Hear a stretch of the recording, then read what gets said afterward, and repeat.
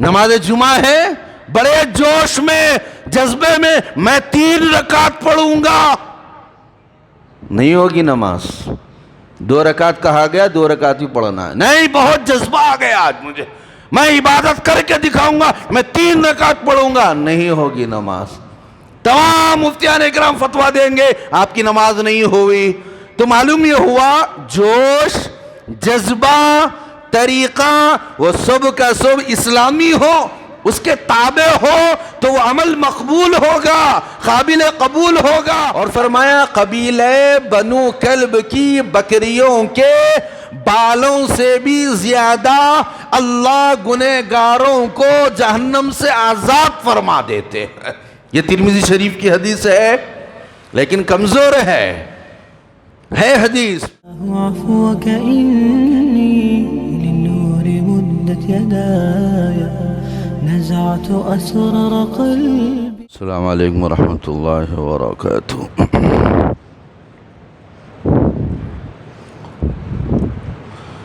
الحمد للہ نحمده ونستعینه ونستغفره ونؤمن به ونتوکل علیہ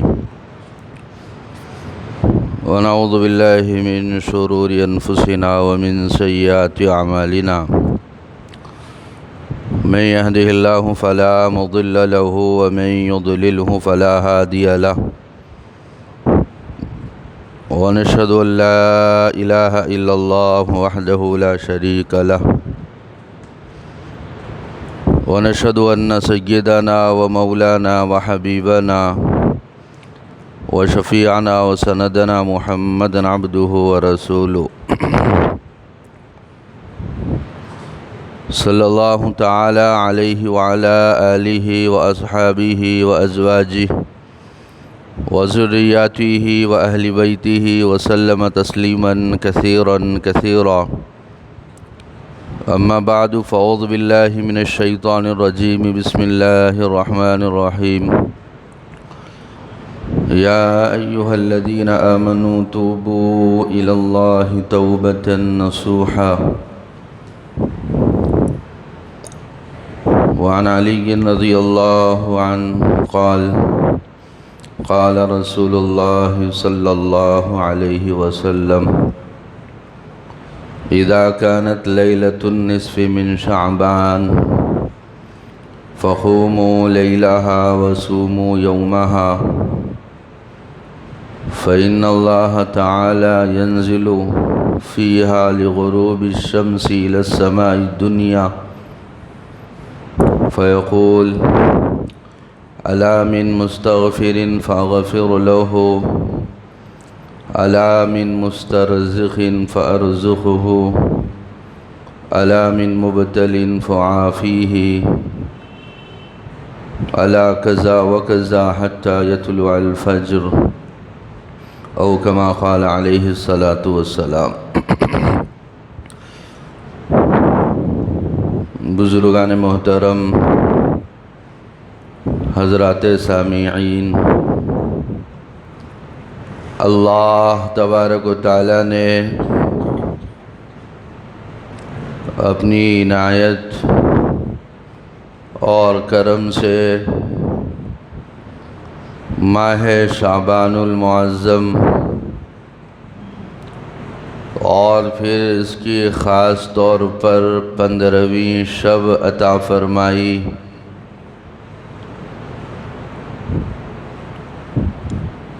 اور ہم نے اس 15ویں شعبان اور 15ویں شب میں عبادات کا اہتمام کیا۔ یہ اللہ تبارک و تعالیٰ کی طرف سے بندوں کی مغفرت اور بخشش کا سامان تھا۔ جنہوں نے اس رات کو غنیمت جانا،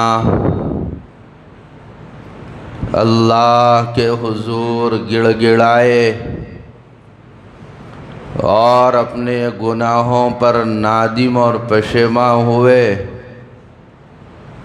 تو اللہ تبارک و تعالیٰ کا وعدہ تھا ان کی بخشش کا اور ان کی معافی کا۔ تو اللہ تبارک و تعالیٰ کی ذات سے قوی امید ہے کہ اللہ تبارک و تعالیٰ نے ان تمام بندوں کو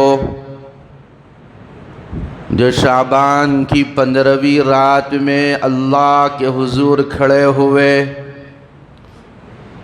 اور اس رات کو غنیمت جانا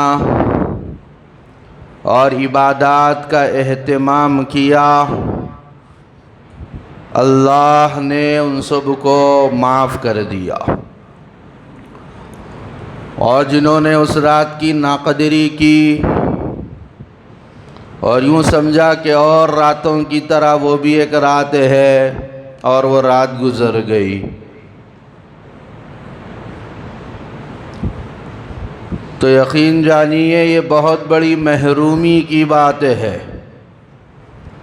اور بہت بڑے خسارے اور نقصان کی بات ہے۔ اس واسطے کہ اللہ تبارک و تعالیٰ نے ایک آفر دیا،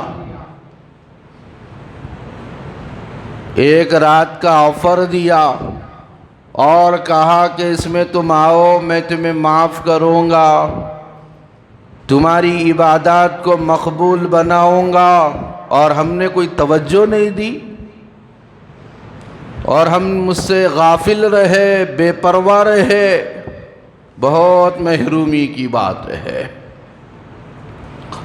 جاگنا تو اور راتوں میں بھی ہوتا ہے، گھومنا پھرنا اور راتوں میں بھی ہوتا ہے، کھانا پینا پہننا اور راتوں میں بھی ہوتا ہے، لیکن اس رات کو محض تفریح کے طور پر اگر ہم نے گزار دیا، گھوم پھر کر تفریح کر کے کھا پی کر عمدہ کپڑے پہن کر، اور ہم نے یہ سمجھ لیا کہ شب برات آئی اور ہماری مغفرت ہو گئی، تو یہ ہماری بھول ہے، نادانی ہے۔ اللہ ایسوں کو معاف نہیں کرتے، بلکہ جو متوجہ ہوتا ہے رب کی طرف اسے ہی معاف کرتے۔ اگر بیٹے سے غلطی ہو جائے، باپ ناراض ہو جائے اور باپ یہ کہے کہ میں ایک دن کی مہلت دیتا ہوں، اگر وہ معافی مانگے گا تو میں معاف کر دوں گا، رشتہ دار سر پیٹ لے، محلے والے سر پیٹ لے، لیکن وہ بیٹا معافی کے لیے تیار نہیں ہے، تو کیا وہ باپ اس بیٹے کو معاف کرے گا اور اس بیٹے سے متعلق دل میں محبت پیدا ہوگی؟ نہیں ہو سکتی۔ فضائل بیان کیے جا رہے ہیں، خصوصیات بیان کی جا رہی ہے اس رات کی، لیکن اگر ہم توجہ نہ دیں، ہم غافل رہیں، ہم بے پرواہ رہیں اور یہ سمجھے کہ ہمیں تو شب برات مل گئی، ہرگز نہیں مل سکتی۔ اس واسطے جنہوں نے قدر کی ہے وہ مبارک بادی کے مستحق ہے، اور جنہوں نے قدر نہیں کی وہ نقصان اور خسارے میں رہے۔ حضرات سامعین، اس رات سے متعلق ایک اہم اور خاص بات آپ سے عرض کرنی ہے، جسے ہم شب برات کہتے ہیں، جو شعبان المعظم کی 15ویں رات ہوتی ہے، لیلۃ المغفرت بھی کہتے ہیں، لیلۃ الرحمت بھی کہتے ہیں، اور لیلۃ التقسیم بھی اس رات کو کہا جاتا ہے۔ اس رات سے متعلق آج امت میں جو افراط و تفریط مچی ہوئی ہے، اس سے متعلق کچھ بات عرض کرنا چاہتا ہوں۔ بہت سارے لوگ وہ ہیں جو شب برات کی مشروعیت کے منکر ہے، شب برات کو مانتے ہی نہیں ہیں، اور ان کا نظریہ یہ ہے اور ان کا خیال یہ ہے کہ یہ ایک بدعت ہے، بے اصل چیز ہے اور من گھڑت چیز ہے بعض لوگوں کا خیال اور نظریہ اور گویا کہ عقیدہ بھی ہے کہ شب برات شعبان المعظم کی 15ویں رات وہ بدعت ہے، اس میں عبادات کرنا، اس کا اہتمام کرنا من گھڑت ہے، بے اصل ہے، شریعت میں کوئی اس کا ثبوت نہیں ہے، بعض کا خیال ہے۔ اس سے متعلق یہ بات سن لیجئے اور ذہن میں محفوظ کر لیجئے، شعبان المعظم کی 15ویں رات جسے عوام اور لوگ شب برات کہتے ہیں، اس سے متعلق چند احادیث مروی ہے۔ ترمذی شریف کے اندر ہے حدیث، ابن ماجہ شریف میں ہے، مشکاۃ شریف میں ہے، اور کچھ احادیث کے اندر ہے۔ احادیث کی کتابوں میں تقریباً 15 احادیث شب برات سے متعلق احادیث کے ذخیرے میں موجود ہے۔ یہ بات یقینی ہے اور یہ بات پکی ہے۔ اور دوسری بات یہ ہے کہ جتنی احادیث اس سلسلے میں آئی ہوئی ہے وہ تمام کی تمام کمزور ہے۔ سند کے اعتبار سے جو محدثین ٹاپک کرتے ہیں، گفتگو کرتے ہیں، اس اعتبار سے، سند کے اعتبار سے اسے ضعیف کہا جاتا ہے اور اس کو کمزور کہا جاتا ہے، یہ بات بھی یقینی ہے۔ لیکن اگر کسی چیز سے متعلق احادیث موجود ہوں اور ایک نہیں، دو نہیں، تین نہیں، 10 احادیث اور 15 احادیث موجود ہو اور اس کا تعلق فضائل سے ہو، تو اس سلسلے میں حضرات محدثین کا ضابطہ یہ ہے کہ اب ایسے عمل کو وہ بدعت نہیں کہتے، ایسے عمل کو وہ غیر مشروع نہیں کہتے، بلکہ ایسے عمل کو ثابت مانتے ہیں۔ تو یہ چیز شریعت میں ثابت ہے، موجود ہے، بے اصل نہیں ہے، یہ بات طے ہے۔ علامہ جلال الدین سیوطی رحمۃ اللہ علیہ، ان کی تفسیر کی کتاب ہے الدر المنثور، اور کہیں پر انہوں نے وہ 15 احادیث کو نقل فرمایا ہے اور فیصلہ یہ فرمایا ہے کہ 15ویں شعبان کو، اس کی شب کو، شب برات کو بے اصل، من گھڑت اور بدعت یا موضوع نہیں کہا جا سکتا۔ محدثین کے ضابطے کے حساب سے شب برات ثابت ہے، وہ ایک مغفرت کی رات ہے، اگرچہ کہ احادیث ضعیف ہے، کمزور ہے سند کے اعتبار سے، چونکہ 10 سے زائد احادیث ہے، اس واسطے اس کا ثبوت مانا جائے گا۔ اور اسی طریقے سے مفتی شفیع صاحب نور اللہ مرقدہ بہت بڑے مفسر ہے، بہت بڑے محدث گزرے ہیں، انہوں نے ایک رسالہ لکھا، رسالہ شب برات۔ اس کے اندر مفتی صاحب نے لکھا کہ صحیح سند کے ساتھ یہ بات پہنچی ہوئی ہے کہ حضرات صحابہ اکرام رضوان اللہ تعالی علیہم اجمعین شعبان المعظم کی 15ویں رات کو جاگ کر عبادت کیا کرتے تھے، اور حضرات تابعین رحمہم اللہ وہ شب برات میں جاگ کر عبادت کیا کرتے تھے، یہ بات صحیح سند کے ساتھ ثابت ہے۔ لہذا علماء کرام کی ان تصریحات کے مطابق ہم اس کو بے سند یا بے اصل نہیں کہہ سکتے بلکہ اس کا ثبوت ہے۔ اب ان احادیث کے اندر کیا مضمون آیا ہوا ہے، جو احادیث ضعیف ہے، کمزور ہے، اس کا بھی خلاصہ سن لیجئے۔ ان احادیث کے اندر یہ آیا ہوا ہے کہ 15ویں شعبان کی شب اللہ تبارک و تعالی پہلے آسمان پر نزول فرماتے ہیں اور بندوں سے خطاب کرتے ہوئے کہتے ہیں، اے میرے بندو، اگر معافی مانگنی ہو تو معافی مانگ لو، میں تمہیں معاف کر دوں گا۔ اگر رزق چاہتے ہو، رزق کو طلب کر لو، میں عطا کر دوں گا۔ اگر پریشانی میں مبتلا ہو، پریشانی کا خاتمہ چاہتے ہو، دعا کر لو، خاتمہ کر دوں گا۔ یہ ابن ماجہ شریف کی حدیث ہے۔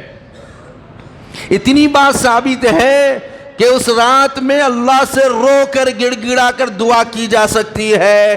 میں بدعات اور خرافات کی تائید نہیں کر رہا ہوں، جو بدعات اور خرافات شب برات کے اندر پھیل چکی ہے اس کا ذکر بھی میں بھی کروں گا۔ بات کیا ثابت ہے؟ آپ اپنے لیے دعائے مغفرت کیجئے، روئیے اور اللہ سے گڑ گڑا کر مانگیے، اللہ آج آپ کا خصوصی در لگا ہوا ہے، میں اس در سے کچھ حاصل کرنا چاہتا ہوں، کچھ لینا چاہتا ہوں، مجھے نواز دیجئے۔ یہ کام ہے اس رات کے اندر بالکل کیا جا سکتا ہے۔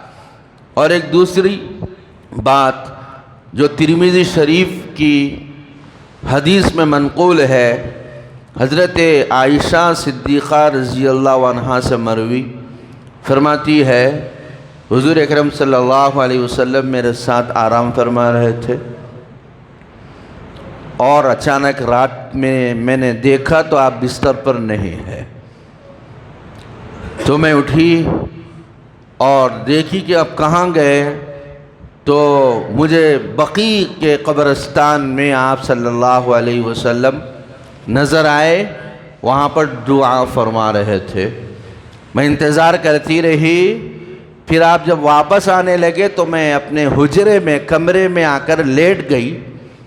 حضور اکرم صلی اللہ علیہ وسلم جب میرے حجرے میں کمرے میں آئے تو پہچان لیا، پوچھا اے عائشہ کیا بات ہے؟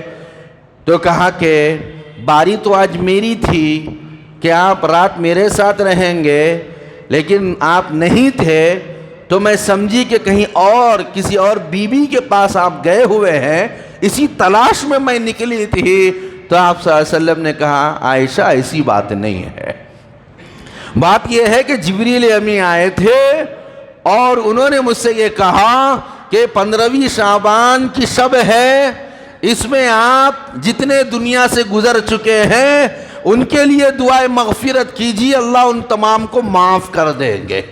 اور فرمایا قبیلہ بنو کلب کی بکریوں کے بالوں سے بھی زیادہ اللہ گنہگاروں کو جہنم سے آزاد فرما دیتے ہیں۔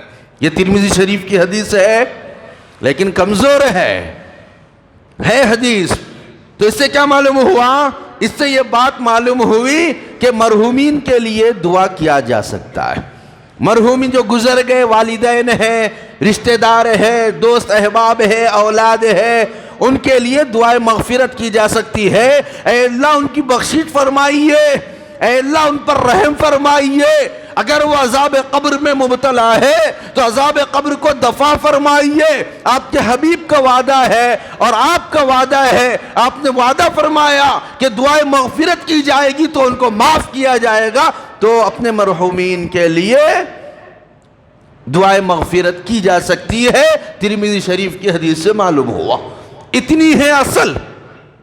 انفرادی طور پر شب برات میں عبادت کی جائے، اپنی معافی مانگی جائے، مرحومین کے لیے معافی مانگی جائے، اور تنہا انفرادی طور پر اعمال کیے جائے، اتنا ثبوت احادیث سے ثابت ہے۔ اس کا انکار کرنا یہ کم علمی کی بات ہے، اور اس کا انکار کرنا وہ ناواقفیت کی بات ہے۔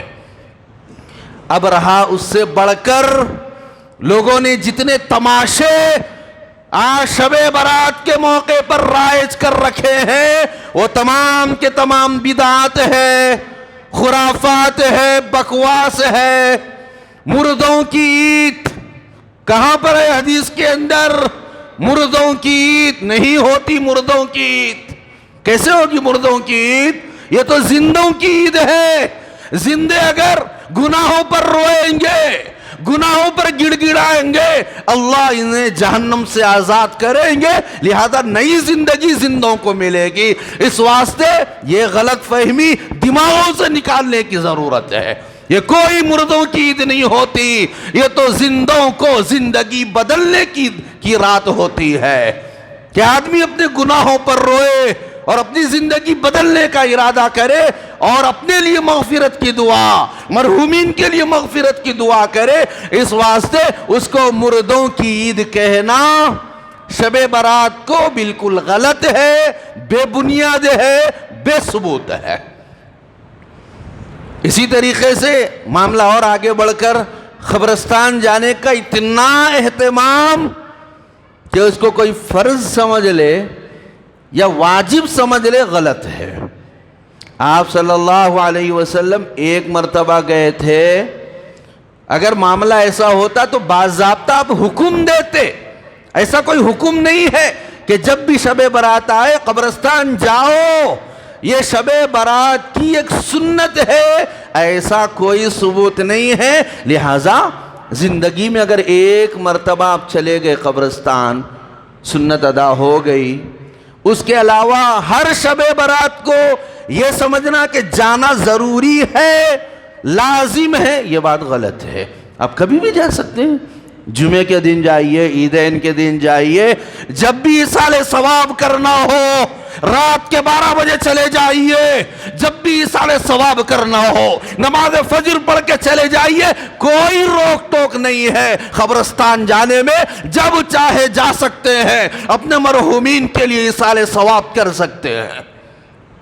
اور ایک بات سن لیجئے، ہمارے رشتہ دار جو دنیا سے گزر گئے، ان کو اگر فائدہ پہنچتا ہے تو ایصال ثواب سے پہنچتا ہے، قرآن کے پڑھ کر بخشنے سے پہنچتا ہے، صدقہ خیرات کرنے سے پہنچتا ہے۔ کوئی بھوکا ہے، پیٹ بھر کھانا کھلا دیجئے، ثواب پہنچے گا۔ کوئی بے لباس ہے، کپڑا پہنا دیجئے، ثواب پہنچے گا۔ کوئی ضرورت مند ہے، مستحق ہے، آپ مدد کر دیجئے، مرحومین کو ثواب پہنچے گا۔ یہ ہے اصل۔ جا کر چننا مار رہے وہاں پر، لائٹنگ لگا دے رہے، اور تمام کے تمام وہاں پر فروٹ جما دیے گئے۔ ایک واٹس ایپ پر ایک ویڈیو بھی وائرل ہوا اور ایک فوٹو بھی وائرل ہوئی جو چل رہی ہے کہ قبر ہے، بہترین انداز میں لائٹنگ لگا دی گئی اور تمام کا تمام فروٹ جما دیا گیا، اس پر فاتحہ ہوگی۔ کیا تماشا ہے یہ تو مذاق ہو گیا۔ ایصال ثواب کا کیا طریقہ بتایا گیا اور امت یہ کیا طریقہ اختیار کی ہوئی ہے، جتنا بتایا گیا ہے اسی انداز سے کریں گے، اسی طریقے سے کریں گے، وہ عمل قابل قبول ہوگا۔ اگر من مانی انداز سے کریں گے وہ عمل قبول نہیں ہوگا۔ نماز جمعہ ہے، بڑے جوش میں، جذبے میں میں 3 رکعت پڑھوں گا، نہیں ہوگی نماز۔ 2 رکعت کہا گیا، 2 رکعت ہی پڑھنا ہے، نہیں بہت جذبہ آ گیا آج مجھے، میں عبادت کر کے دکھاؤں گا، میں 3 رکعت پڑھوں گا، نہیں ہوگی نماز۔ تمام مفتیان اکرام فتویٰ دیں گے آپ کی نماز نہیں ہوئی۔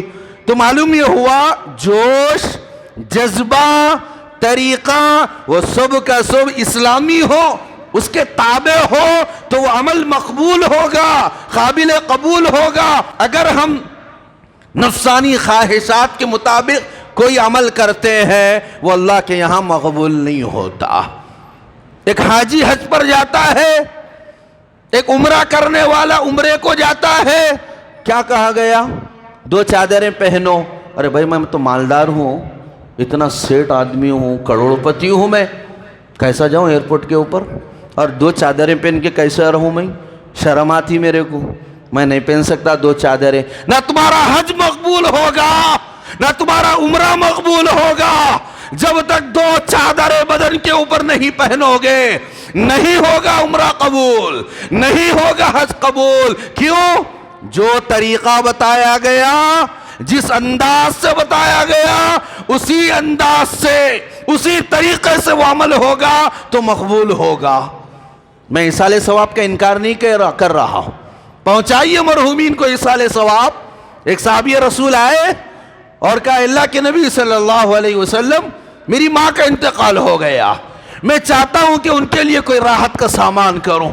تو کیا فرمایا؟ ان کے لیے تم صدقہ کرو. اگر تم نماز پڑھتے ہو تو اپنی نماز کے بعد ان کے لیے ایصال ثواب کے لیے نماز ادا کرو. تم اپنے روزوں کے ساتھ ان کے لیے روزوں کا اہتمام کرو. یہ تمام عبادات کی فہرست بتلائی کہ ثواب ان کو بھی پہنچے گا.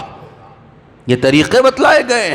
اس واسطے ایصال ثواب کے جو طریقے ہیں اور جس انداز سے ہیں اسی انداز سے اس کو انجام دینے کی کوشش کرنا چاہیے. غرض یہ کہ گفتگو کا خلاصہ یہ ہے کہ شب برات جو گزری اس کی اصل موجود ہے, وہ بدعت نہیں ہے, بے اصل نہیں ہے, من گھڑت نہیں ہے. 10 سے زیادہ حضرات صحابہ سے احادیث منقول ہے. البتہ صبح کے صبح ضعیف ہے, لیکن محدثین کے ضابطے اور اصول کے مطابق ضعیف احادیث بھی فضائل کے باب میں قابل اعتبار ہوتے ہیں. لہذا فضیلت کی چیز جو ثابت ہے شب برات میں, اس کو مانا جائے گا کہ اپنے لیے دعائے مغفرت, مرحومین کے لیے دعائے مغفرت, اور اپنی انفرادی اعمال, توبہ, استغفار, تسبیح, تلاوت, اس کا اہتمام کرے.